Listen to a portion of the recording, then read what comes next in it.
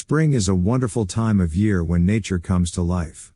During spring, the weather starts to get warmer, flowers start to bloom, and the trees grow new leaves.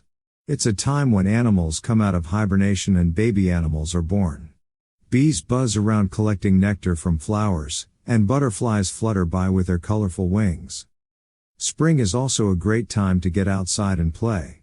You can go for a bike ride, have a picnic, fly a kite, or play catch with friends. It's also a perfect time to plant a garden and watch it grow throughout the season.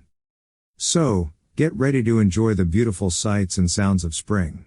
It's a time of new beginnings and fresh starts. Make the most of it by exploring the outdoors and having fun. Holidays are super fun and exciting times of the year.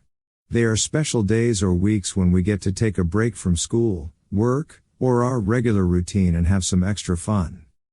There are many different types of holidays, such as religious holidays, national holidays, and cultural celebrations. During holidays, we often decorate our homes, wear special clothes, and cook delicious foods.